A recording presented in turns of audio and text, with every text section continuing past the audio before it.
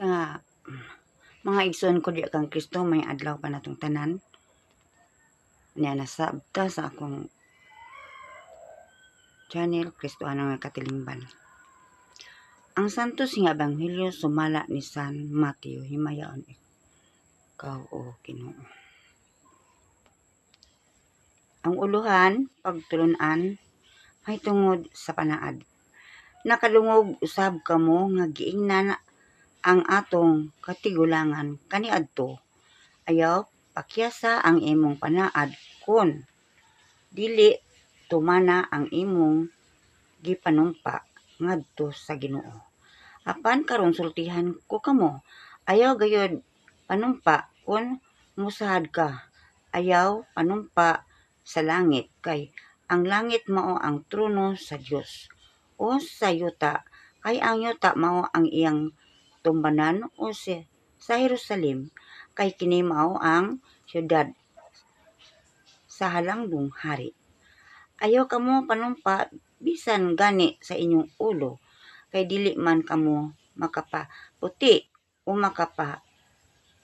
itom sa usa ka lugas nga buhok. Ingna lamang oo kun oo o dili kun dili kay kun may musobra pa niini maka gikan na sa yawa ang ebanghelyo sa atong Ginoo. May mga igsoon ko diya kang Kristo sa tanan nga nakatungog karon sa akong gibasa sa Biblia nga dili da ita pwede manaad kung dili nato tumanon. Pero mga igsoon kanang ang mga lagit gid man kapanaad ta kana gyud atong kaminyoon no sa pagkasal nato sa pari. Manaad gyud ta nga till death to us part. Pero mga igsoon ako na sinati kadaghan gyud ang wala nakatuman niini.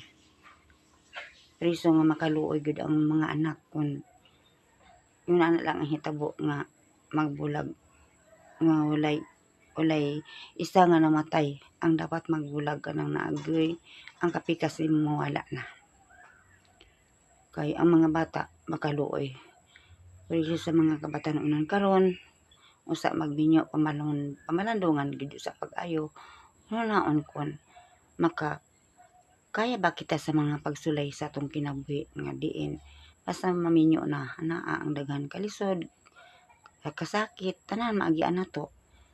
Og sa ako nakatuman gyud ko ana kay nagbulag man mi sa kumbana till dito as part magyud nga ang among anak siyam di matuto magyud nako na wala na ko ni balo kung giunsa nako pag matuto sa una kan akong anagian sa mga sakit sa mga bata.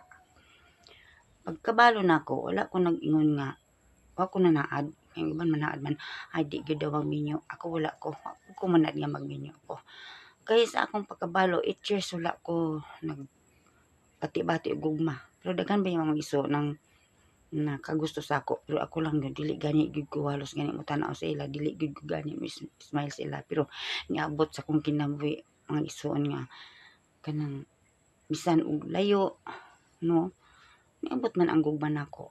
Pero siguro ako nakasala gyud ko ani kay wala ko nasayod nga ang tawo nga akong gigugma ko naabay kapikas.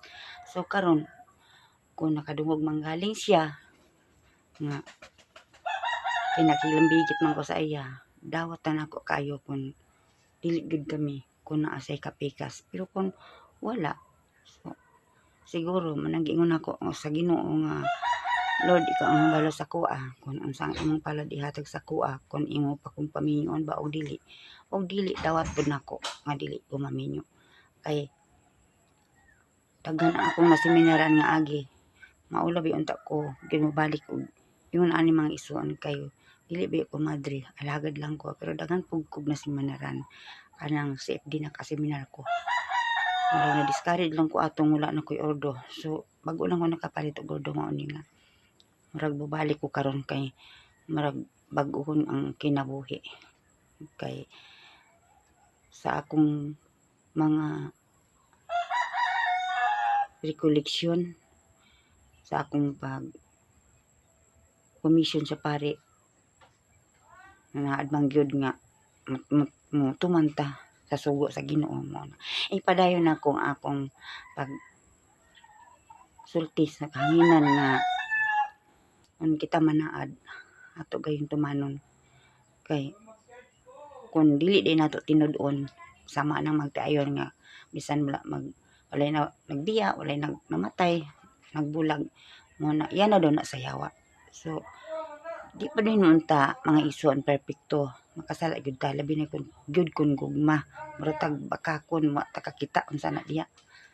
Mutuo lang ta sa mga pasalig sa lalaki pero giandam na nako akong kagalingon nakamove on ako nga dawaton nako kon unsa ihatag nga kapalaran sa ako sa Ginoo lang gani ko kabalo kon kanu sa kuhaon ta ako sa pila ka adlaw ana mana nga murag ako lang pasabot sa inyo mga isuon nga bilang mga mama papa ato gintumanon atong obligasyon sa atong mga anak og di nila kutob mga isuon mayong hapon og palihog i-share i-like subscribe ko ninyo ha bahala ginagmay lang god sa ngalan sa Amahan sa Anak sa Diyos Espiritu Santo amen.